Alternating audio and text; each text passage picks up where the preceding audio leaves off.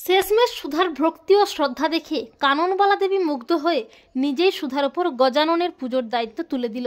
হ্যাঁ বন্ধুরা, আমরা এমনটাই দেখতে পাবো শুভ বিবাহ ধারাবাহিকের আগামী পর্বগুলোতে। সুধা ঠাম্মির শর্ত মেনে নিয়ে ছাদের আউট হাউসেই থাকে, এমনকি ঠাম্মির আদেশ মতো গজাননের পুজোতেও আসে না। কিন্তু সুধা নিজের হাতে গণেশ ঠাকুর বানিয়ে পুজোর আয়োজন করে। অপরদিকে বাড়ির সবাই মিলে গজাননের পুজো শুরু করে, এমনকি ইমন ও তার মম বসু মল্লিক বাড়িতে আসে। এরপর ঠাকুর মশাই বলে পুজোতে কে বসবে, তখন তরিতা বলে আমি আমার স্বামী বসবো। এই বলে তরিতা আরতি শুরু করে, কিন্তু প্রদীপটা হাত থেকে পড়ে গিয়ে ধুনো চুরে আগুন লেগে যায়। তখন ঠাকুর মশাই বলে পুজোর দিনে এত বড় অনর্থ। আর ঠিক তখনই বাড়ির সবাই শুনতে পায় শঙ্খের আওয়াজ। সবাই চমকে যায়। তেজ বলে সুধা কি তবে গজাননের পুজো করছে?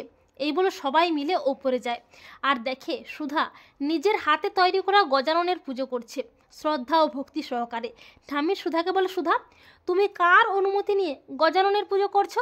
তখন সুধা ঠাম্মিকে যোগ্য জবাব দিয়ে বলে, ঠাম্মি, ভক্তি ও শ্রদ্ধা দিয়েই গজাননের পুজো করা যায়, কারো অনুমতি দরকার হয় না। আর তরিতা সুধার পুজোতে বিঘ্ন ঘটাতে আরতির জন্য রাখা সমস্ত তেল নষ্ট করে দেয়। সুধা যখন আরতি করে তখন দেখতে পায় বোতলে এক ফোঁটাও তেল নেই। তখন ঠাম্মি বলে, এবারে তুমি কি করবে সুধা? তেল না থাকলে প্রদীপ জ্বালাবে কি করে? গজাননের পুজো অসম্পূর্ণ থেকে যাবে। এবারে দেখি শুধু তোমার ওই ভক্তি ও শ্রদ্ধা দিয়ে কি করে পুজো হয়। তখন সুধা বলে, তেল না আছে তো কি হবে, জল দিয়ে প্রদীপ জ্বালাবো। এই বলে সুধা আধুনিক পদ্ধতিতে জল দিয়ে প্রদীপ জ্বালিয়ে গজাননের আরতি করে। এমনকি তেজও সুধার হাতে হাত রেখে গজাননের আরতি করে। আর এই দৃশ্য দেখে বাড়ির সবাই তো খুব খুশি হয়ে যায়। আর কাননবালা দেবী সুধার এই ভক্তি ও শ্রদ্ধা দেখে মুগ্ধ হয়ে নিজের ভুলটা বুঝতে পেরে নিজেই সুধাকে বলে, সুধা আমি বুঝতে পেরেছি, ভক্তি ও শ্রদ্ধাটাই আসল, বাহ্যিক আড়ম্বর গজানন চায় না। গজানন তোমার হাতেই পুজো নিয়েছেন সুধা, তাই আমি তোমার হাতেই গজাননের পুজোর সব দায়িত্ব, এমনকি কোম্পানির পুজোর দায়িত্ব তোমার হাতেই তুলে দিলাম।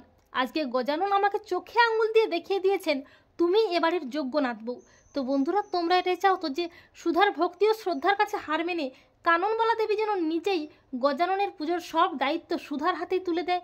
কমেন্ট করে এক্ষুনি জানিয়ে দাও তোমাদের মতামতটি।